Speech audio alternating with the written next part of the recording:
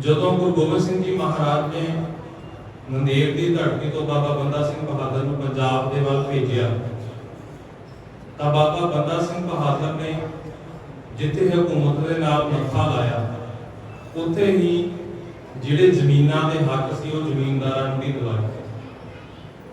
ਇੱਥੋਂ ਦੇ ਜਿਹੜੇ ਲਤਾੜੇ ਜਾਂਦੇ ਲੋਕ ਸੀ ਜਿਨ੍ਹਾਂ ਦੇ ਉੱਤੇ ਹਕੂਮਤ ਆਪਣਾ ਜ਼ੋਰ ਪਾ ਕੇ ਆਪਣਾ ਦਬਾਅ ਪਾ ਕੇ ਉਹਨਾਂ ਨੂੰ ਦਬਾਉਣਾ ਚਾਹੁੰਦੀ ਸੀ, ਜਦੋਂ ਉਹ ਬਾਬਾ ਬੰਦਾ ਸਿੰਘ ਬਹਾਦਰ ਦੇ ਨਾਲ ਰਲਦੇ ਨੇ, ਇੱਕ ਪੰਥ ਇਕੱਠਾ ਹੋ ਕੇ ਤੁਰਦਾ ਹੈ, ਇੱਕ ਫੌਜ ਇਕੱਠੀ ਹੋ ਕੇ ਤੁਰਦੀ ਹੈ, ਤਾਂ ਬਾਬਾ ਬੰਦਾ ਸਿੰਘ ਬਹਾਦਰ ਨੇ ਸਾਡੇ ਇਹਨਾਂ ਪੰਜਾਬ ਦੇ ਲੋਕਾਂ ਨੂੰ, ਇਹਨਾਂ ਲਤਾੜੇ ਜਾਂਦੇ ਲੋਕਾਂ ਨੂੰ ਵੀ ਬਣਦੇ ਹੱਕ ਦਿਵਾਏ ਨੇ। ਉਸ ਤੋਂ ਬਾਅਦ ਜੇਕਰ ਅਸੀਂ 84 ਦੀ ਗੱਲ ਕਰ ਲਈਏ, ਬਹੁਤੇ ਬਜ਼ੁਰਗ ਜਿਹੜੇ ਵਡੇਰੀ ਉਮਰ ਦੇ ਨੇ ਉਹਨਾਂ ਨੇ ਆਪਣੇ ਪਿੰਡੇ ਦੇ ਉੱਤੇ ਉਹ 84 ਦਾ ਸੰਤਾਪ ਹੰਢਾਇਆ ਹੈ।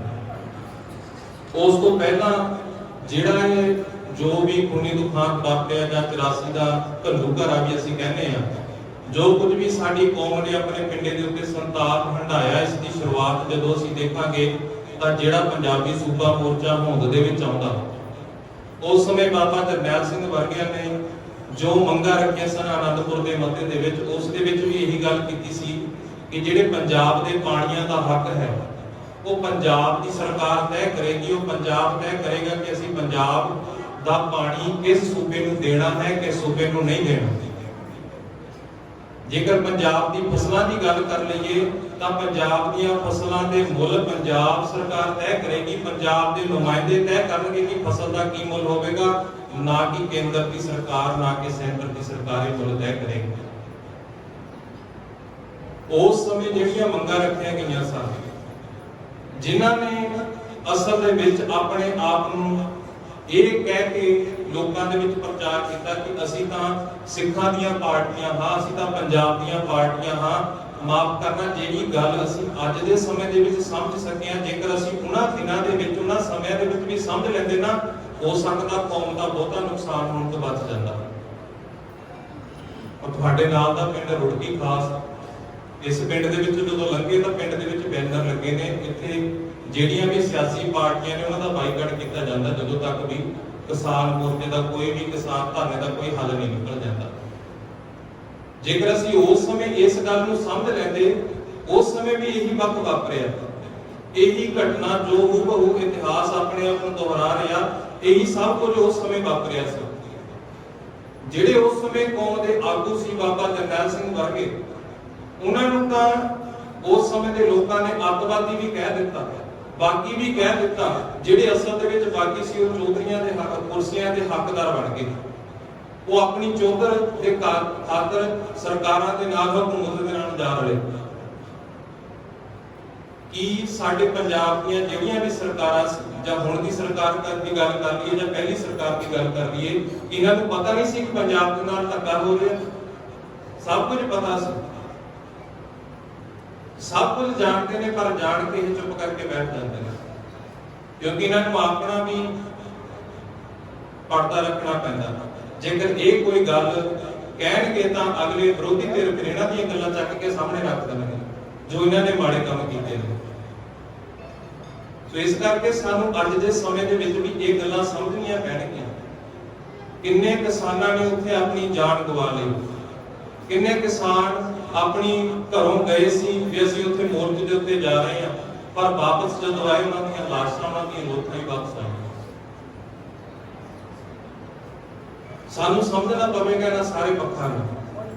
ਜੇ ਅੱਜ ਅਸੀਂ ਇਕੱਠੇ ਹੋਏ ਆ ਨਾ, ਤਾਂ ਅਸੀਂ ਜਿਹੜੀ ਵੀ ਅਗਵਾਈ, ਅਸੀਂ ਕੇਵਲ ਗੁਰੂ ਗ੍ਰੰਥ ਸਾਹਿਬ ਜੀ ਦੀ ਤਾਬਿਆ ਰਹਿ ਕੇ ਕੋਈ ਵੀ ਕਾਰਜ ਕਰਨਾ ਤਾਂ ਗੁਰੂ ਦੀ ਤਾਬਿਆ ਰਹਿ ਕੇ, ਗੁਰੂ ਦੀ ਬਾਣੀ ਨੂੰ ਆਪਣੇ ਅੰਦਰ ਜੇਕਰ ਅਸੀਂ ਧਾਰਨ ਕਰਾਂਗੇ ਤਾਂ ਉਸ ਤਾਂ ਹੀ ਅੱਜ ਜੇਕਰ ਉੱਥੇ ਕਿਸਾਨ ਦਿੱਲੀ ਧਰਨੇ ਦੇ ਉੱਤੇ ਬੈਠੇ ਨੇ, ਜੇਕਰ ਉੱਥੋਂ ਦੇ ਲੋਕ ਜਾਂ ਸੰਗਤ ਕਹਿ ਲਓ, ਜਿੰਨੇ ਵੀ ਬਾਕੀ ਧਰਮਾਂ ਦੇ ਲੋਕ ਨੇ, ਉਹਨਾਂ ਦੇ ਅੰਦਰ ਸਬਰ ਸੰਤੋਖ ਹੈ, ਚੰਗੇ ਗੁਣ ਨੇ, ਤਾਂ ਹੀ ਅੱਜ 10 ਮਹੀਨੇ ਹੋ ਗਏ ਉੱਥੇ ਬੈਠੇ ਨੇ ਆਪਣੇ ਹੱਕਾਂ ਦੀ ਮੰਗ ਦੀ ਖਾਤਰ ਕਿ ਸਾਡੇ ਜਿਹੜੇ ਹੱਕ ਨੇ, ਕਿਉਂਕਿ ਬਥੇਰੇ ਸੂਬੇ ਇਹੋ ਜਿਹੇ ਵੀ ਨੇ ਜਿਨ੍ਹਾਂ ਦੇ ਵਿੱਚ ਇਹ ਕਾਨੂੰਨ ਲਾਗੂ ਵੀ ਹੋ ਗਏ ਸੀ, ਪਰ ਜਦੋਂ ਪੰਜਾਬ ਦੀ ਗੱਲ ਆਈ, ਪੰਜਾਬ ਨੇ ਧੱਕਾ ਨਹੀਂ ਸਹਿਣ ਕੀਤਾ। ਕਿਉਂਕਿ ਆਮ ਤੌਰ ਤੇ ਅਸੀਂ ਆਪਣੇ ਬਜ਼ੁਰਗਾਂ ਤੋਂ ਇਹ ਕਹਾਵਤ ਵੀ ਸੁਣਦੇ ਹਾਂ ਕਿ ਪੰਜਾਬ ਦੇ ਜੰਮਿਆਂ ਨੂੰ ਨਿਤ ਮੁਹਿੰਮਾਂ। ਅਸੀਂ 47 ਦਾ ਸੰਤਾਪ ਹੰਢਾਇਆ, 47 ਦਾ ਹਜੇ ਦੁੱਖ ਦੂਰ ਨਹੀਂ ਹੋਇਆ ਸੀ, ਉਹ ਜ਼ਖਮ ਅਜੇ ਹਲੇ ਸਨ ਤੇ ਮੁੜ ਕੇ 84 ਸਾਡੇ ਕੋਲ ਪੈ ਗਈ। ਅੱਜ ਅਸੀਂ 84 ਦੇ ਜਿਹੜੇ ਸ਼ਹੀਦ ਹੋਏ ਯੋਧੇ ਨੇ ਉਹਨਾਂ ਨੂੰ ਯਾਦ ਕਰਦੇ ਹਾਂ। ਕਿੰਨੇ ਨੌਜਵਾਨ ਚੱਕ ਕੇ ਧੱਕੇ ਦੇ ਨਾਲ ਇਹਨਾਂ ਨੂੰ ਪੁਲਿਸ ਮੁਕਾਬਲਿਆਂ ਦੇ ਵਿੱਚ ਝੂਠੇ ਪੁਲਿਸ ਮੁਕਾਬਲੇ ਬਣਾ ਕੇ ਮਾਰ ਦਿੱਤਾ ਗਿਆ। ਗੱਲ ਤਾਂ ਸਾਡੇ ਹੱਕਾਂ ਦੀ ਸੀ ਨਾ, ਗੱਲ ਤਾਂ ਸਾਡੀਆਂ ਫਸਲਾਂ ਦੀ ਸੀ, ਗੱਲ ਤਾਂ ਸਾਡੇ ਪਾਣੀਆਂ ਦੀ ਸੀ, ਗੱਲ ਤਾਂ ਸਾਡੀਆਂ ਨਸਲਾਂ ਦੀ ਸੀ। ਅੱਜ ਵੀ ਦੇਖ ਲਓ, ਜੇਕਰ ਅਸੀਂ ਸਾਰੇ ਧਰਮਾਂ ਦੀ ਗੱਲ ਕਰ ਲਈਏ, ਸਾਰੇ ਧਰਮ ਦੇ ਲੋਕ ਇਕੱਠੇ ਹੋ ਗਏ ਨੇ, ਤਾਂ ਉੱਥੇ ਵੀ ਧਰਮ ਦਾ ਰੌਲਾ ਲੈ ਕੇ ਉਹਨਾਂ ਨੂੰ ਵੱਖ-ਵੱਖ ਕਰਨ ਦੀ ਕੋਸ਼ਿਸ਼ ਕੀਤੀ ਜਾ ਰਹੀ। ਮੈਂ ਇੱਕ ਪੱਖ ਹੋਰ ਤੁਹਾਡੇ ਸਾਹਮਣੇ ਰੱਖ ਦਿੰਦਾ। ਜਦੋਂ ਸਰਕਾਰਾਂ ਇਹੋ ਜਿਹੀ ਮੁਹਿੰਮ ਕੋਈ ਵੀ ਲੈ ਕੇ ਆਉਂਦੀਆਂ ਨੇ ਨਾ, ਜੇਕਰ ਅਸੀਂ ਜੰਮੂ ਕਸ਼ਮੀਰ ਦੀ ਗੱਲ ਕਰ ਲਈਏ, ਪਿੱਛੇ ਜੇ ਕਿੰਨਾ ਉੱਥੇ ਰੌਲਾ ਪਿਆ ਕਿ ਉੱਥੋਂ ਦਾ ਜਿਹੜਾ ਜੋ ਕਾਨੂੰਨ ਸੀ ਉਹ ਰੱਦ ਕਰਨਾ ਚਾਹਿਆ। ਜਦੋਂ ਦੇਖਿਆ ਵੀ ਲੋਕ ਇਸ ਵੱਲ ਨੂੰ ਧਿਆਨ ਦੇ ਰਹੇ ਨੇ, ਲੋਕਾਂ ਦਾ ਇਕੱਠ ਸਾਡੇ ਵੱਲ ਨੂੰ ਆ ਰਿਹਾ, ਸਾਡਾ ਵਿਰੋਧ ਕਰ ਰਹੇ ਨੇ, ਉਦੋਂ ਹੀ ਸਰਕਾਰ ਨੇ ਅਗਲੀ ਚਾਲ ਚੱਲਣੀ ਸ਼ੁਰੂ ਕਰ ਦਿੱਤੀ, ਉਸ ਨੂੰ ਹਟਾ ਕੇ ਕੋਈ ਹੋਰ ਕਾਨੂੰਨ ਲਾਗੂ ਕਰ ਦਿੱਤੇ।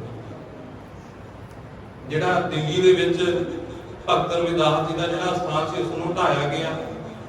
ਇਹੋ ਜਿਹੀਆਂ ਕਰਤੂਤਾਂ, ਇਹੋ ਜਿਹੀਆਂ ਹਰਕਤਾਂ ਸਰਕਾਰਾਂ ਵਾਰ-ਵਾਰ ਕਰਦੀਆਂ ਨੇ। ਇੱਕ ਪੱਖ ਨੂੰ ਦਬਾਉਣ ਦੇ ਲਈ ਕੋਈ ਦੂਜਾ ਮੁੱਦਾ ਛੇੜ ਦਿੰਦੀਆਂ ਨੇ।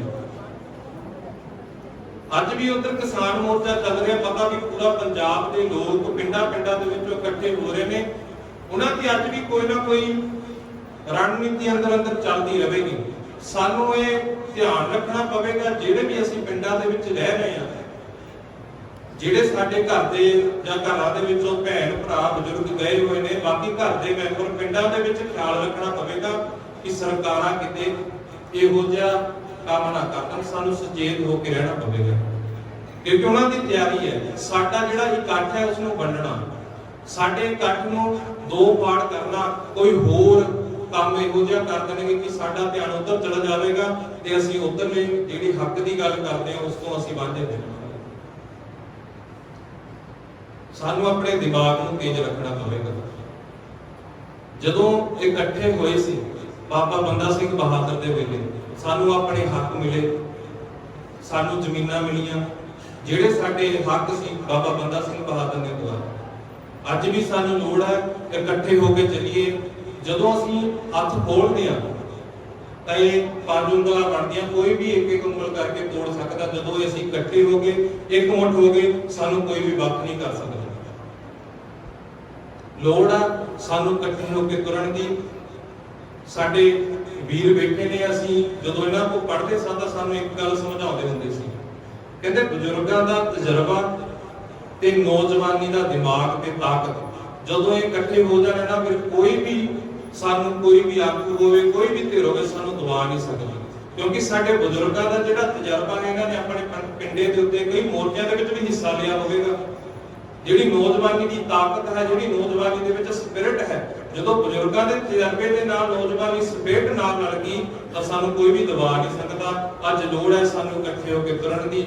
ਆਓ ਆਪਾਂ ਯਤਨ ਕਰੀਏ ਸਾਰੇ, ਜਿੱਥੇ ਅੱਜ ਅਸੀਂ ਇਸ ਤਰ੍ਹਾਂ ਇਕੱਠੇ ਹੋਏ ਆ, ਜਦੋਂ ਕਿਤੇ ਵੀ ਸਾਨੂੰ ਮੌਕਾ ਮਿਲੇ ਅਸੀਂ ਉੱਥੇ ਜਾ ਕੇ ਬਾਕੀ ਨਾਲਦਿਆਂ ਨੂੰ ਵੀ ਇਹਨਾਂ ਬਿੱਲਾਂ ਬਾਰੇ ਸਮਝਾ ਸਕੀਏ ਵੀ ਅਸਲ ਦੇ ਵਿੱਚ ਹੈ ਕੀ, ਇਹ ਰੌਲਾ ਹੈ ਕੀ, ਇਹ ਮੁੱਦਾ ਹੈ ਕੀ।